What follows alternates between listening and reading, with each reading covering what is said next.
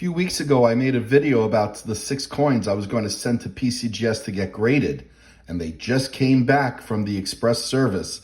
Let's take a look at how well we did. Stay tuned.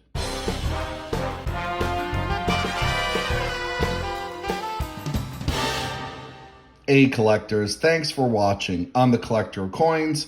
That's right, the 6 coins I sent out to PCGS, Professional Coin Grading Service, have come back.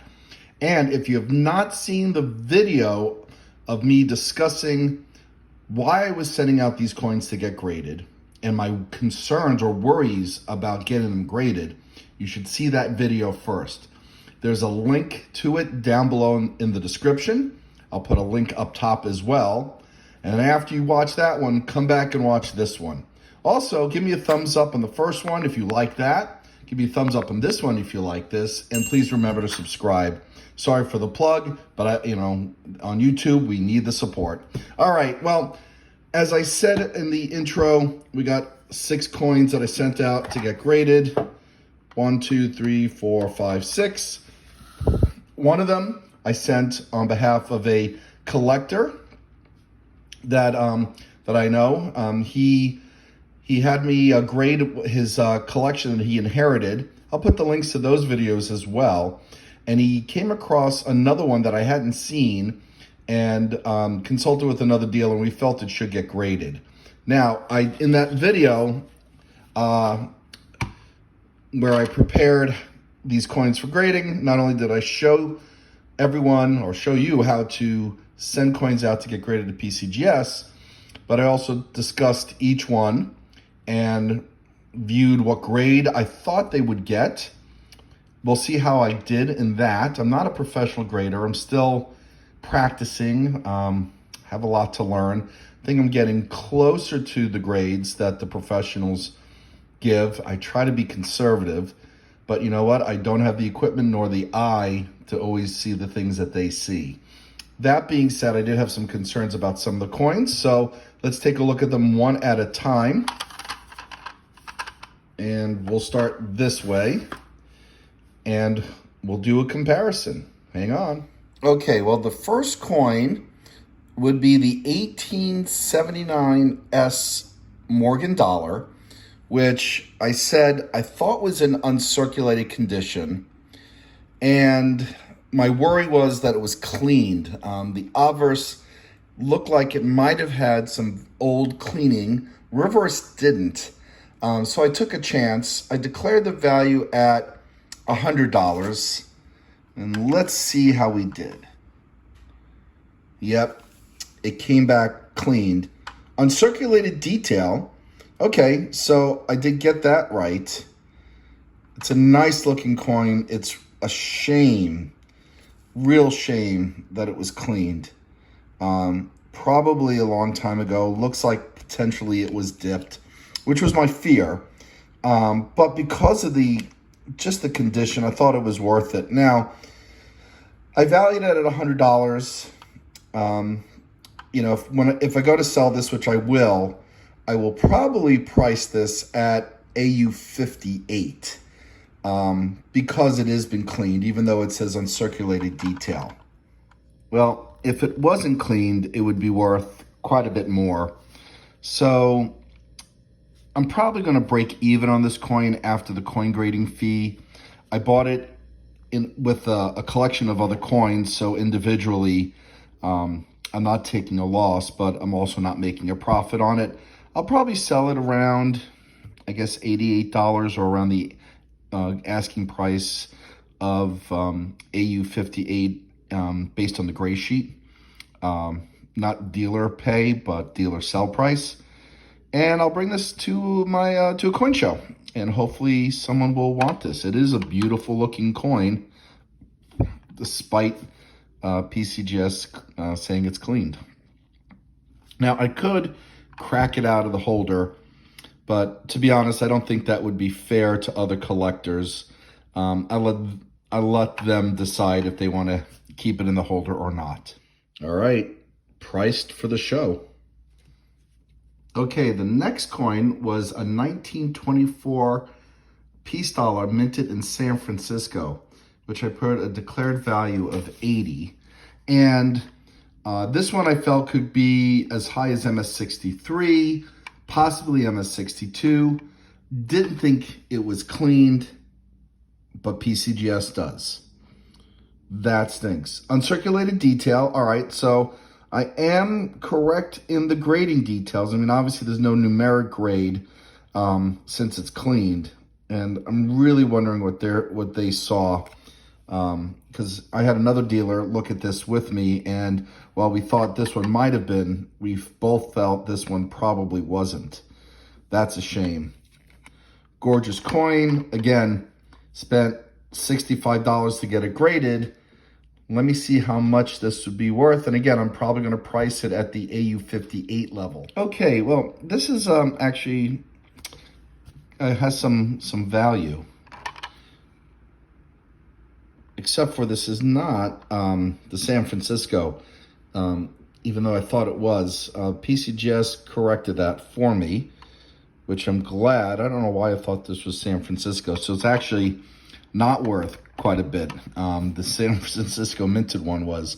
So hang on, I got to recheck the gray sheet for the value. Okay, well, using the gray sheet's market review, this is a $50 coin. And I spent $65 getting it graded, which stinks, frankly. Would have been worth quite a bit more. At least it's authenticated as genuine. And hopefully we'll get a good home. All right, ready for the coin show. Still attractive looking. Okay, the next coin is the 19/7D Buffalo nickel that I do not own. It is another collector's. As I mentioned earlier, I've reviewed their collection and sent this out to get authenticated and graded. And look at that, it did get the designation. All right, confirmed as the 19/7 Denver variety. This is actually quite a scarce variety. Got a slightly better grade than I thought. I was thinking it was closer to good.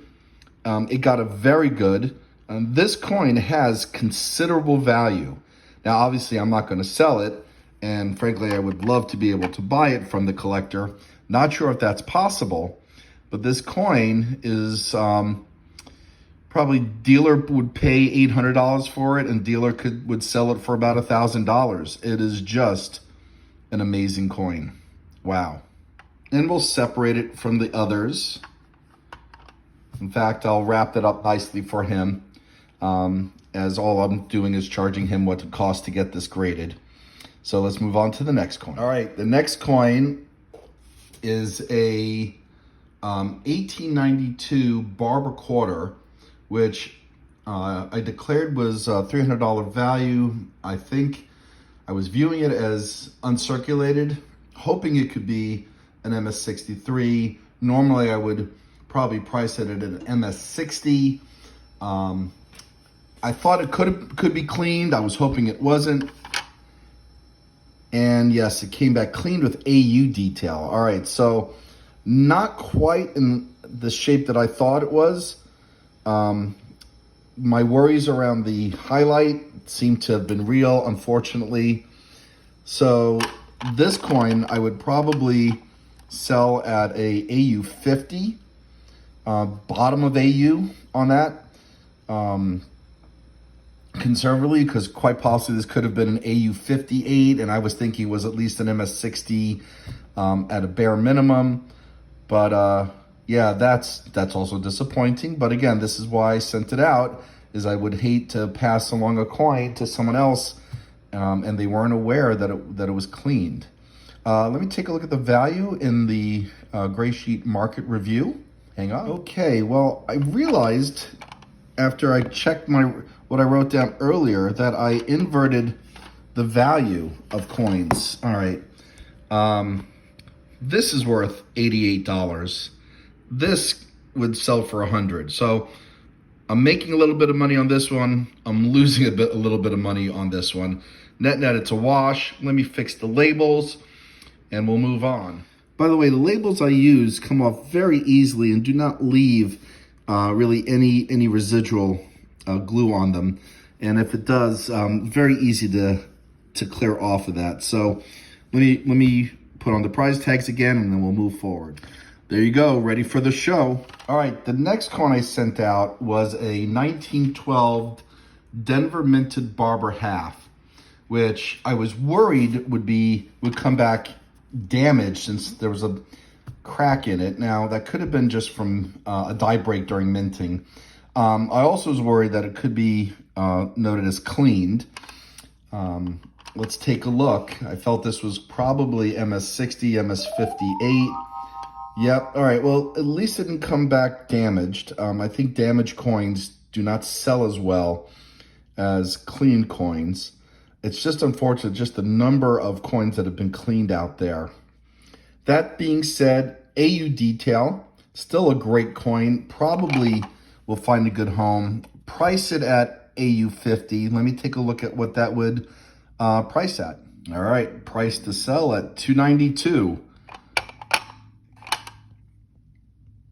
Why not 290? Probably will sell for 290, but I'm not going to start it out at 290, especially since the market review does say 292.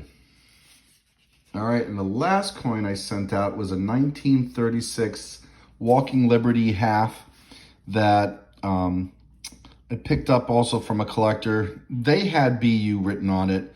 I was thinking it might be MS62. BU would be MS65. Okay, it was not cleaned, which is a good sign, but unfortunately, it's not an MS62, it's an AU53. And that's a big difference, and I got to really work on identifying the, difference between AU and MS, and maybe it's the wear on the top of the feathers here. I think this coin is actually probably better than AU53. Sometimes PCGS grades very conservatively, and sometimes I don't grade conservatively. So again, this is why I like getting them graded. Let's see how much this is worth. All right, and at the grade it got, it's worth less than the grading fee. And that is the risks that you take. Now, all in all, the coins that I sent out, I did not do particularly well at.